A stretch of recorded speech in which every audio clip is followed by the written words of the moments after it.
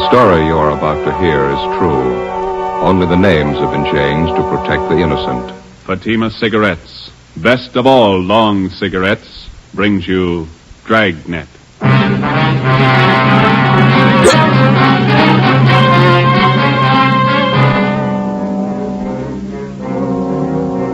You're a detective sergeant. You're assigned to homicide detail. A woman has disappeared, taken from her home by a man posing as a police officer. Your job, find her. If you want a long cigarette, smoke the best of all long cigarettes. Smoke extra mild Fatima.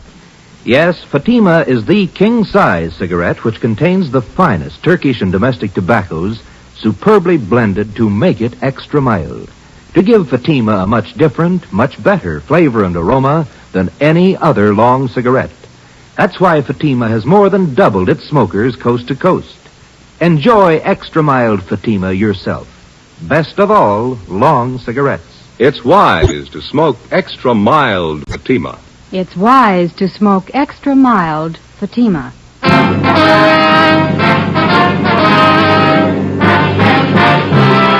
Dragnet, the documented drama of an actual crime. For the next 30 minutes, in cooperation with the Los Angeles Police Department, you will travel step by step on the side of the law through an actual case transcribed from official police files. From beginning to end, from crime to punishment, Dragnet is the story of your police force in action. It was Tuesday, April 4th. It was warm in Los Angeles. We were working the night watch out of homicide detail. My partner's Ben Romero. The boss is Thad Brown, chief of detectives. My name's Friday. It was 10 minutes past 6 p.m. when I got to the basement of the city hall. Carpool.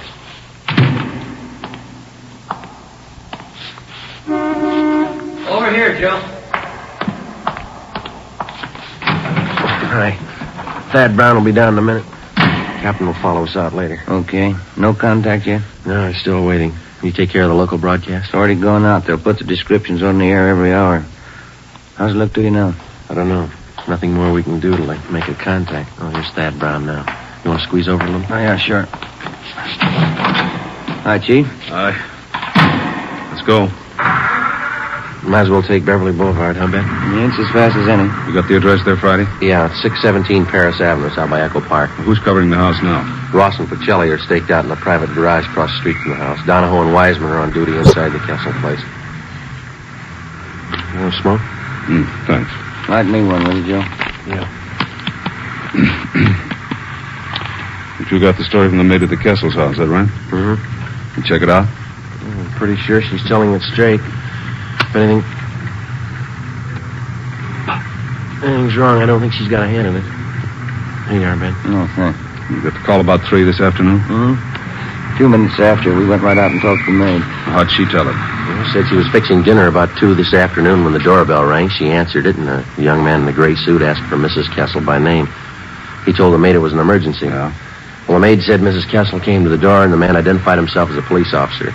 Told Mrs. Kessel her husband had been hurt in an accident, and she was to come right away. Man show his identification? Maid said no. Said Miss Kessel just took it for granted he was a cop. Yeah. Go ahead. Miss Kessel got her coat and left with the man.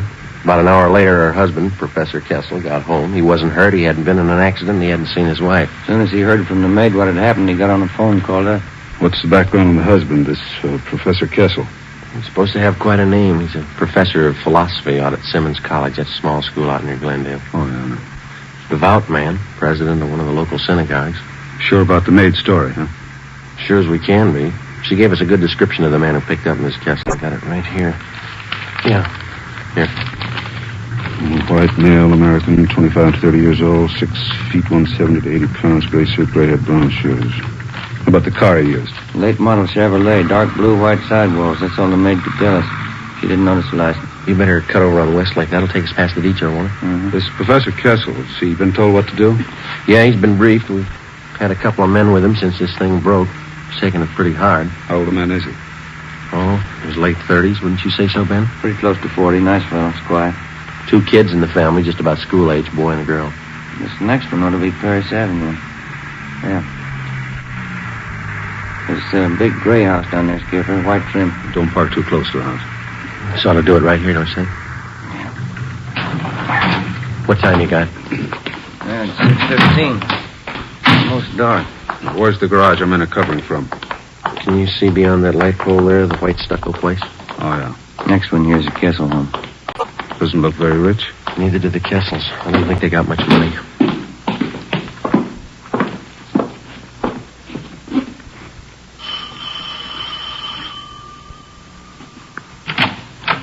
Hi, Donahoe. Come in.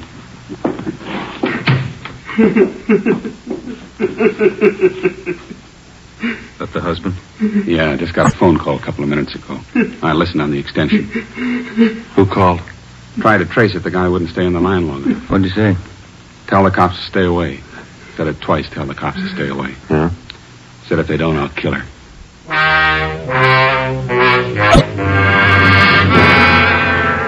The Kessel house had already been placed under strict surveillance, and the victim's husband instructed not to contact the abductors without knowledge of the police. To the working detective, there's only one rule to go by when the job of solving an abduction is put in his hands. Find the victim as fast as possible, get the victim to safety, then go after the criminal. It's not an easy job. The responsibility isn't light, and the outcome isn't always successful. If you press too hard, the abductor gets frightened and kills the victim. If you don't press hard enough, the criminal has more time to work for his payoff and then escape. Somewhere between the two was the right answer. We had to find it. 6:30 p.m. Special details of men were ordered out to the bus depots, the railroad terminals, and the airports. Roadblocks were set up at all main arteries leading into and out of the city. Every branch post office in Los Angeles was covered to watch for possible ransom notes addressed to Professor Kessel. 6:40 p.m. We met in the Kessel's living room. Chief, Wiseman. Professor Kessel will be down in a minute. Says he's sorry to keep you waiting. You feeling any better? A little. Phone call about his wife shook him up a bit. Well, how about those people who came in a few minutes ago? Who are they? Relatives. Half a dozen of them. They're waiting back in the kitchen. Well, how'd they know about Mrs. Kessel? They didn't. They'd been invited to dinner. They didn't know anything was wrong till they got here. Mm-hmm. Kessel asked them to stay for the meal. Wants to keep up appearances for the sake of his kids. Doesn't want them to worry about their mother. The dinner that important to him? Tonight's the start of the Pesach, the Jewish religion, Passover. Oh, yeah. It's one of the big holidays. Oh, I see. Well, they started off with this dinner tonight, is that the way? Yeah, big dinner. They call them Seders. Tonight they have the first Seder. Good evening. Sorry to keep you waiting. How are you? No, please sit down. We don't like to intrude on your privacy, Professor Kessel, but I think you can see it's necessary. Oh, yes, of course. I'm very grateful. If there's anything at all I can do to help. Do you have any idea who might be responsible for abducting your wife? That's what has me so confused. How do you mean, sir? Well, I'm sure I have people who don't like me, who don't like us, but someone who would take my wife who says they'll kill her? No, I don't know who it could be. How about the voice on the telephone, Professor? Did you recognize it at all? No, it didn't sound like anyone I knew. He talked so fast I could hardly understand the man. Do you think the person who took your wife has some other motive besides holding her for ransom? I can't understand that either. If it's money they want, why go after a teacher's wife? $1,500 in the bank, that's all I have. That and this house. How about your immediate family, Professor? Well, my wife, Ruth, her people have quite a bit. I guess you would call them rich. But it's their money, not mine. I can't understand why anyone would do it. For Ruth, anything happened. Children. Albert? I'm sorry. It's all right, we understand.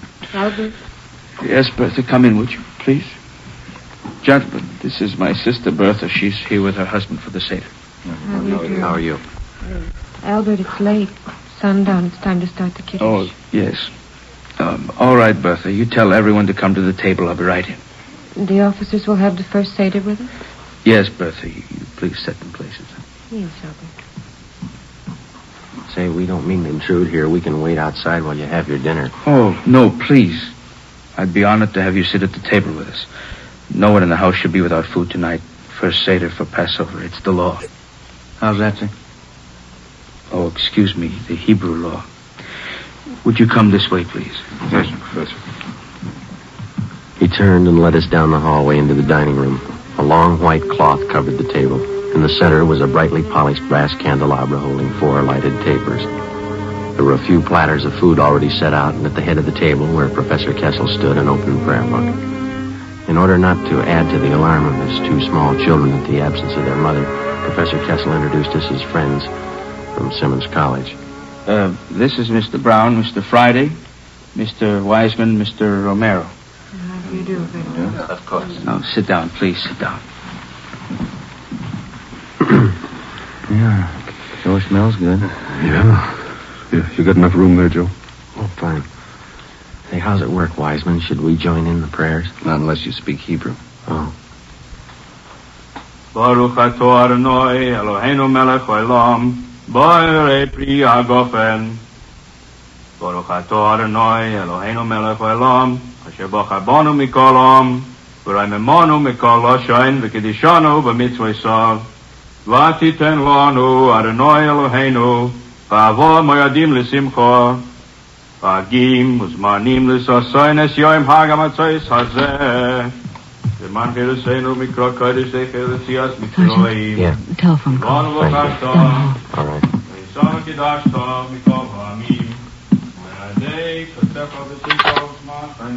Friday talking. This is Lacey, Joe. Just got a call from the morgue. Yeah? They brought in the body a few minutes ago. They checked the description. Yeah? They think it's Mrs. Kessel. I went back into the dining room and told Chief Brown about the call. He told Professor Kessel. He said he'd finish as quickly as possible so as not to alarm the children and then go with us to the morgue to check the identity of the body. The prayers continued along with the dinner.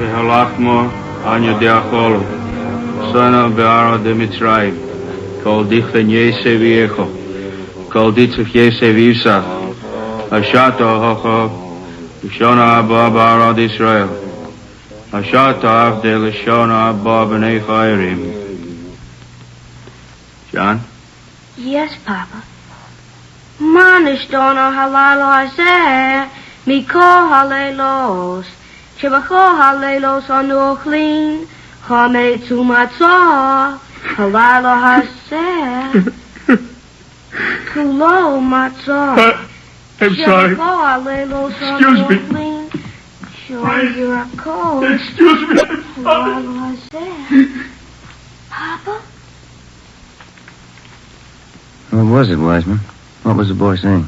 It's part of the ceremony during the meal. He's supposed to ask his father certain questions about the Passover, and then the father answers him. I guess it was too much for Kessel. Sure broke him up. What'd the boy ask him? Why is this night different from any other night?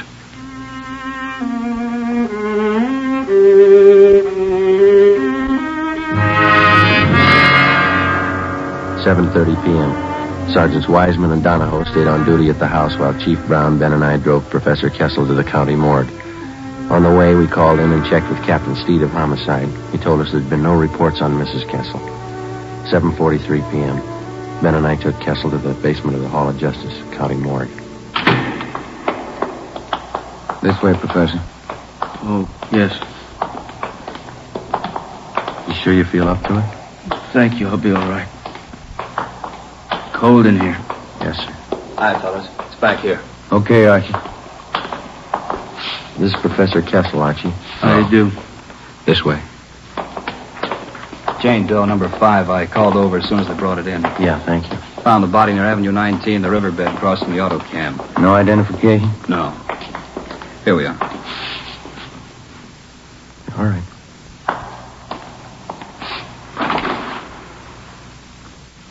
Professor.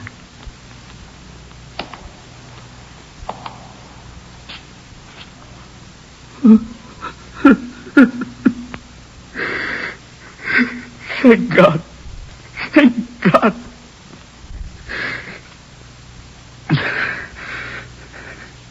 Professor? No, it's not my wife.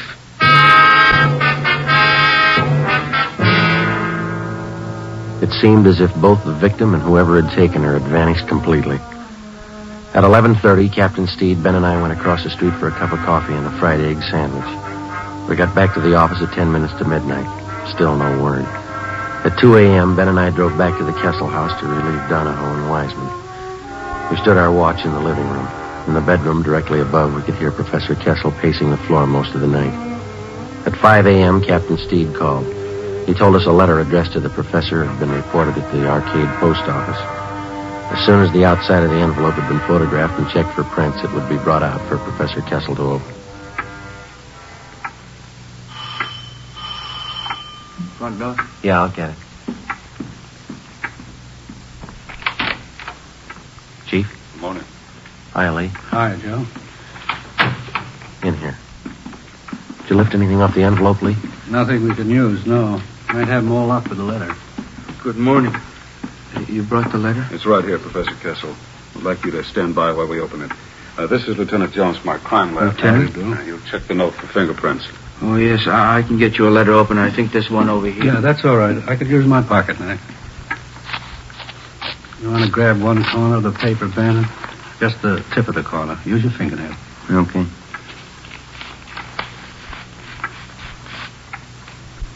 Yeah, that does it. Open it and pin down these corners here. What is it, Franny? The words are put together with small printed letters. They all seem to be the same kind of typeface. Letters were probably clipped from a book, then pasted together to form these words. Who sent it? What does it say? Thanks, Lee. If you want to see your wife alive, have 30,000 small bills tonight. Tell police I kill her. Instructions follow in mail. No signature. 30,000. I haven't got the money. I can't get it. He'll kill her. Mr. Kessel, there's still a chance. But what can I do? I haven't got that much money. He says he'll kill her. What can we do? What we've been doing? Yes? Wait.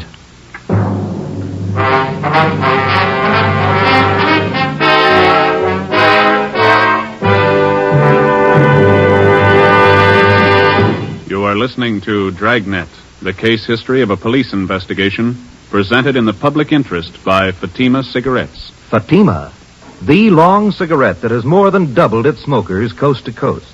And there's a very good reason for this amazing increase.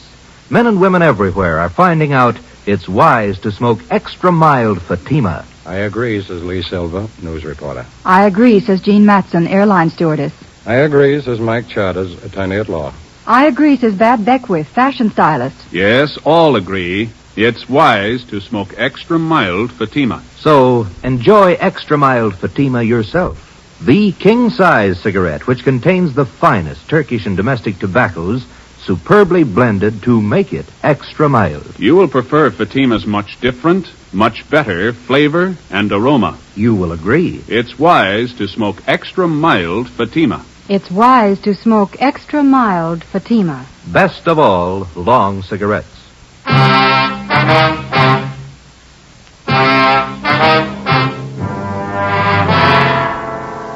Wednesday, 7 a.m.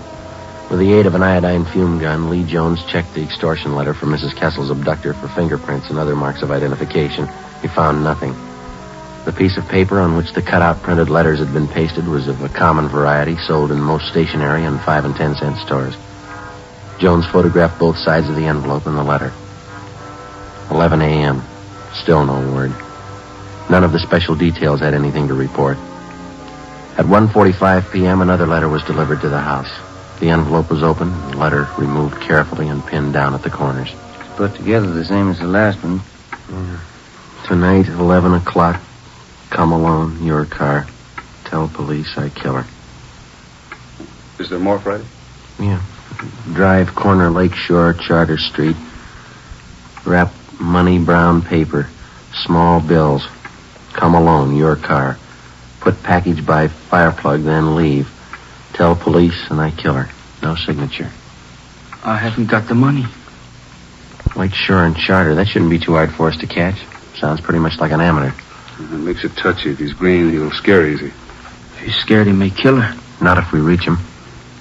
How can I get the money? You won't need any. We'll have a dummy package made up. There'll be a single dollar bill inside. There's to be newspapers cut to the size of currency. That's what you'll deliver. But when he gets the package, when he finds out it's not the money, what's he going to think? We'll explain it to him.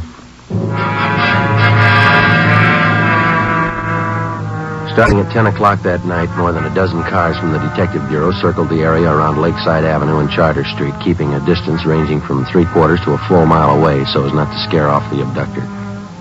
Some of the cars were parked in service stations, some in private driveways. The neighborhood was located in the heart of a new veterans housing project. For a full 5 blocks in either direction, there were no buildings of any kind where we could keep an eye on the package of fake ransom money.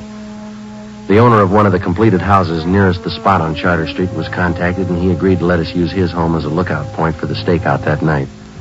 9 p.m. Ben and I took up our positions on the roof of the lookout house.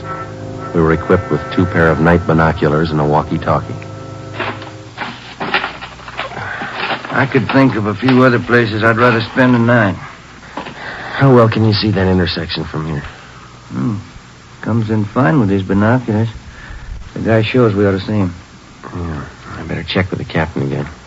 What time you got? 9:25. Where's the skipper parked? Private driveway near Charter and Hayward. Friday to 105K. Friday to 105K. Come in.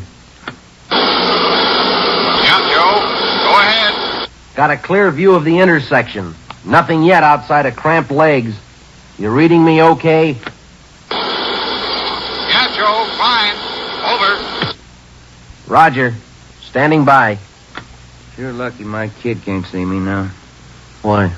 He'd never understand. Why should his father be sitting on top of somebody's roof late at night? He'd never get it. We waited. 10 o'clock came, 10:30. At exactly 11 p.m., as we watched through our night binoculars, we saw Professor Kessel drive up to the designated location 5 blocks away, place the fake package of ransom money by the fire hydrant near the intersection, and then drive away. 11:30, we waited. Midnight. 2 a.m., nothing happened. The package was still lying by the fire hydrant, undisturbed. Captain Steed checked with us periodically on the walkie-talkie.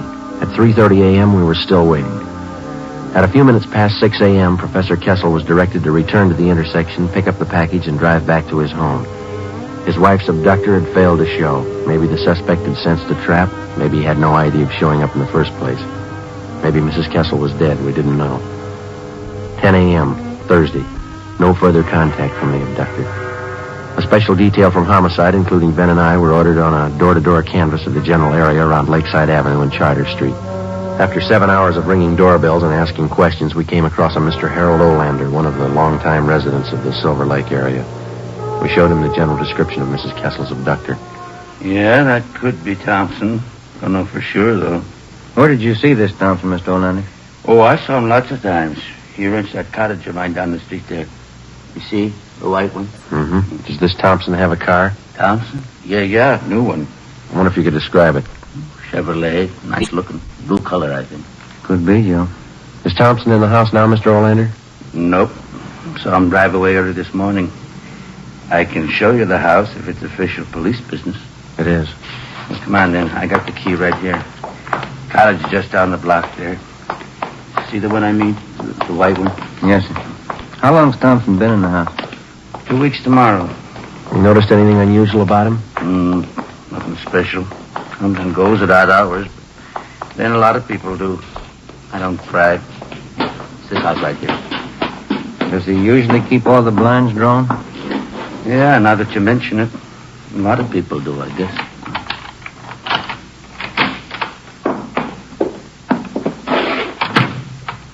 You want to check back in the kitchen, Ben? Yeah, right. And look at the living room, Sergeant. Yeah. On a stick of furniture. That's funny. You sure you didn't see anybody else in this house besides Thompson? No, he's the only one. Looks like it, Joe. Found this woman's purse stuffed in one of the kitchen cabinets. This sales slip was in the purse. Let's see. This is Albert Kessel. Is there a phone here, Mr. Olander? Out in the hall. All right.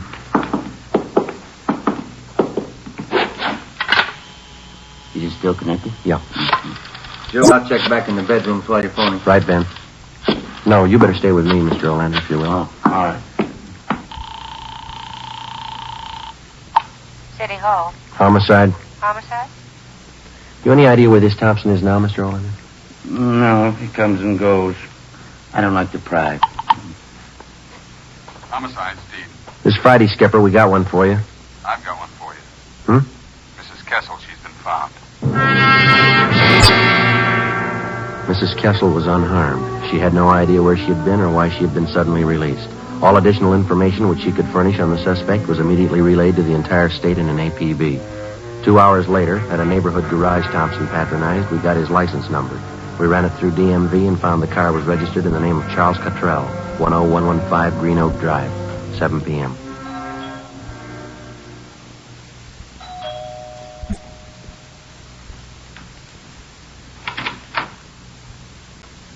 Yes, Police officers. Is Charles Cottrell here? yes. Come in, please. I knew you'd find him.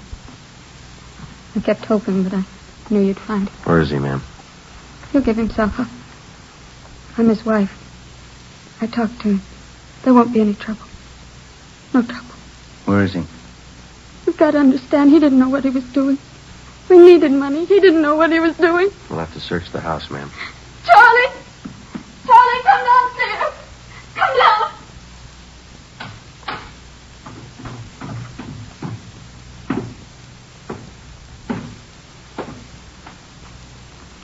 Get your hands behind your head. I don't have a gun. Charlie. All right, Ben. Behind your back. Tell him, Charlie. You didn't know what you were doing. Tell him.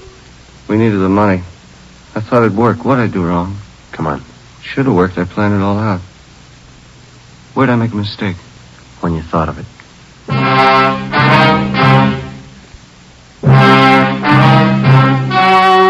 The story you've just heard was true. Only the names were changed to protect the innocent. On August 2nd, trial was held in Superior Court, Department 86, City and County of Los Angeles, State of California. In a moment, the results of that trial. It's amazing how many long cigarette smokers are changing to extra mild Fatima. Here is the actual report. From coast to coast, extra mild Fatima has more than doubled its smokers. Yes, more and more smokers every day are discovering that Fatima is the king-size cigarette that is extra mild. Extra mild because it contains the finest Turkish and domestic tobaccos superbly blended to make it extra mild, to give it a much different, much better flavor and aroma. Enjoy extra mild Fatima yourself. Best of all long cigarettes. It's wise to smoke extra mild Fatima. It's wise to smoke extra mild Fatima.